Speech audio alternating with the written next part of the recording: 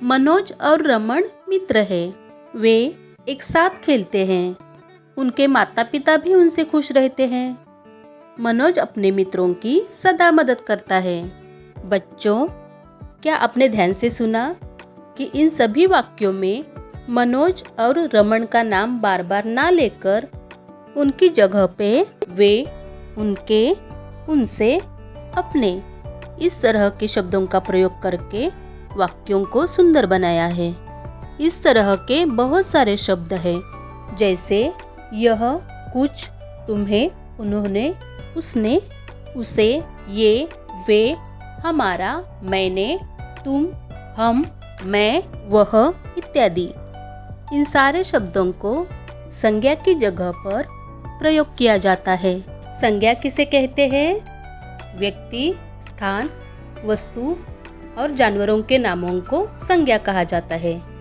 और आज हम सीखने वाले हैं सर्वनाम। सर्वनाम शब्द वे शब्द हैं जिन्हें हम नाम के स्थान पर प्रयोग करते हैं। सबके अपने अपने नाम होते हैं, पर बार बार नाम न बोलना पड़े, इसलिए हम सर्वनाम शब्दों का प्रयोग करके भाषा को सुंदर बनाते हैं। सर्वनाम के 6 भेद होते हैं। पुरुषवाचक सर्वनाम, निश्चयवाचक सर्वनाम, अनिश्चयवाचक सर्वनाम, प्रश्नवाचक सर्वनाम, संबंधवाचक सर्वनाम और निजवाचक सर्वनाम। बच्चों, आज हम पुरुषवाचक सर्वनाम के बारे में जानेंगे। जिन सर्वनाम शब्दों का प्रयोग वक्ता मतलब बोलने वाला अपने लिए, सामने वाले के लिए या किसी अन्य व्यक्ति के लिए करता है, वे पुरुषवाचक सर्वनाम शब्द कहलाते हैं। जैसे मैं राहुल हूँ, तुम क्या खा रहे हो, वह हंस रहा है। बच्चों, पुरुषवाचक सर्वनाम को 3 भागों में विभाजित किया गया है। उत्तम पुरुष, मध्यम पुरुष और अन्य पुरुष। आओ जाने उत्तम पुरुषवाचक सर्वनाम।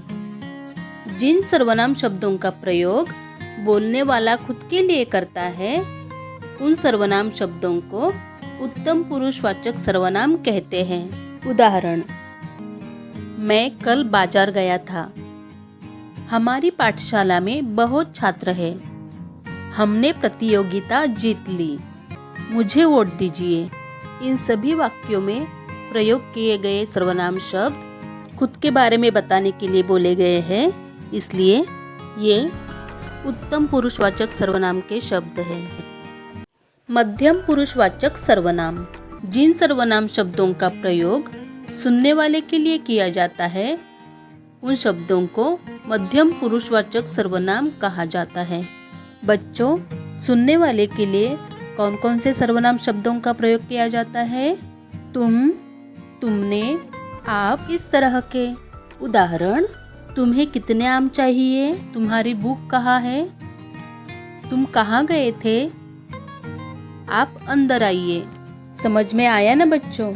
बच्चों, पुरुषवाचक सर्वनाम का तीसरा भेद है अन्य पुरुषवाचक सर्वनाम।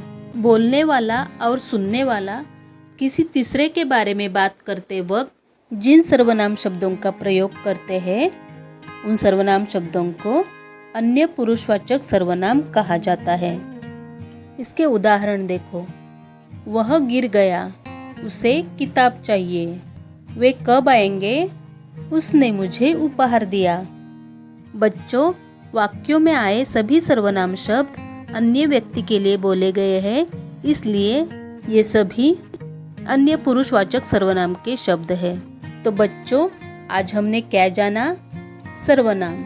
संज्ञा की जगह पर प्रयोग किए जाने वाले शब्दों को सर्वनाम कहा जाता है।